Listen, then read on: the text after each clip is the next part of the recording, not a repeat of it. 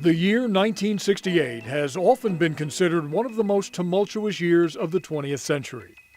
Political and social upheaval were the hallmarks. The civil rights movement gained momentum and lost a leader with the murder of Dr. Martin Luther King Jr.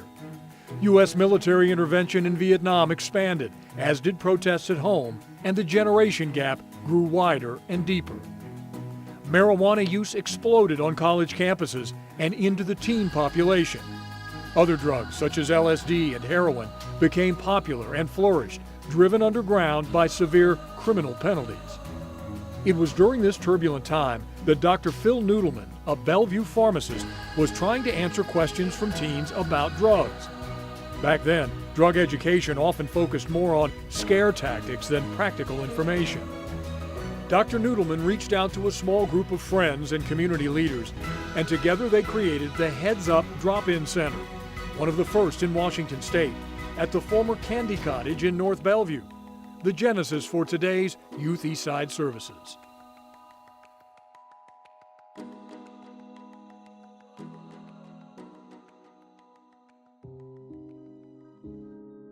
We were more concerned not about the drugs themselves, we were concerned about accuracy and fact, but more about why kids were doing this. One night, about a 12 or 13-year-old stopped by and he said, "Can I ask you a question?" And I said, "Sure." And he says, "I can't figure out how to get the peanut butter through the syringe." I said, "Well, what do you mean?" He said, "Well, I tried smoking banana peels and I tried all sorts of stuff, but I really thought that you can really forget about everything that's going on if you injected it, if you mainlined it. But I couldn't get it through the syringe." When they picked me up off the floor on that one, we had some serious talk about what was factual, what was not, why do you want to do this? And I got some real interesting answers. None of them were about drugs. The kids are using drugs because they're trying to get away from something else. And our role was to try and help them figure out on their own what they were trying to get away from. On November 1st, 1968, Heads Up was incorporated as a 501c3 and the amazing journey began. Adult volunteers joined the flying squad that spread across the East Side to help kids with drug overdoses and other crises, or RAPT, talked with the teens about their problems. The 1970s was a time of great growth. Heads Up changed its name to Youth Eastside Services, and by 1974 created two main programs, counseling services and community services. By the end of the 1980s, YES added the Substance Abuse Services program. In 1985, YES broke ground to build a new facility just east of the Crossroads Shopping Center. With expanded space, YES was able to serve more clients and host community events. The 1990s kicked off with YES's first big fundraising event, the annual Invest in Youth Luncheon, held in 1992, raising the most contributions to date. The popular event later became a breakfast. During 1993, YES began to help new teen moms through the Eastside Healthy Start program. In 2016, it was succeeded by the Early Childhood Behavioral Health program for kids from birth to 7 and their parents. YES's partnership with Bellevue and Lake Washington school districts dates back to the mid-70s.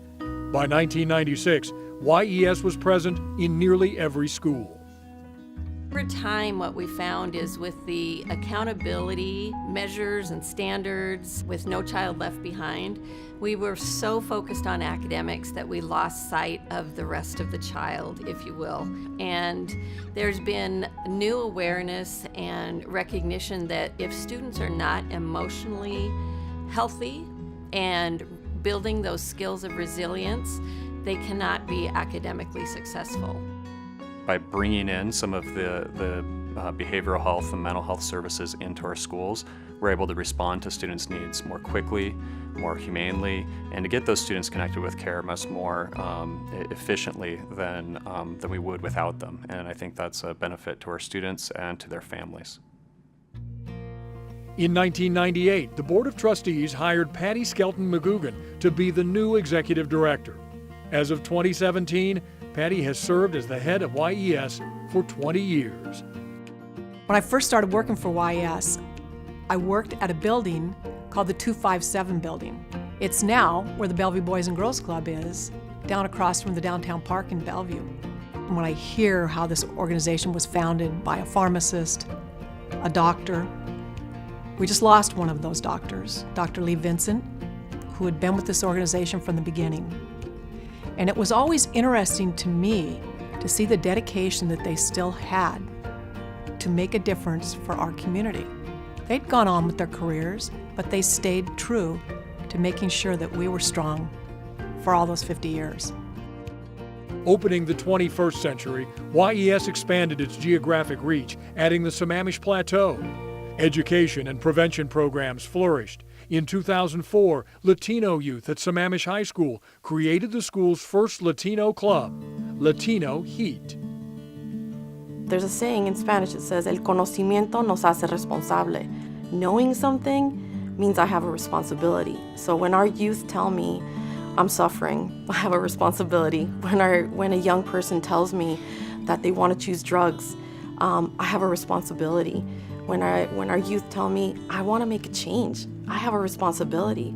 So it makes me work harder to know that our youth want a voice, want to be seen for who they are. Culture is a part of you. If that is taken away from you, you just create more problems, more questions, more doubts. When you make those connections, you become enriched. And I see that in students that go to Latino Heat. Their confidence goes way up. They're happy to share at school. They're happy to share who they are. Culture does heal. YES again outgrew its facilities and held a successful capital campaign to build a much larger facility at its Crossroads site. It opened in 2008. It's truly a team effort to make YES work. Our partners in the community, whether that be business, government, our individuals who support us, our high-quality trained staff are incredible. They are so passionate and caring. Our volunteers commit and give so much of their time to make this organization go forward. And I'm thrilled to be a part of, and honored to be a part of such a passionate, dedicated, caring community that puts their arms around our kids and lifts them up so they can succeed. Even as YES celebrates its 50th anniversary, the commitment to respond to real community needs is unwavering. From those early years of adult volunteers rapping with teens and flyers rushing to help kids in crisis, YES has evolved to become the comprehensive behavioral health care agency it is today. It could not have happened without the courage and optimism of an intrepid group of concerned citizens. Too often we put the cameras on individuals, the past, and so on and so forth. I think we need to turn those around and put it on the people who are making it go now. Celebrate what we're doing now, not what we did 50 years ago.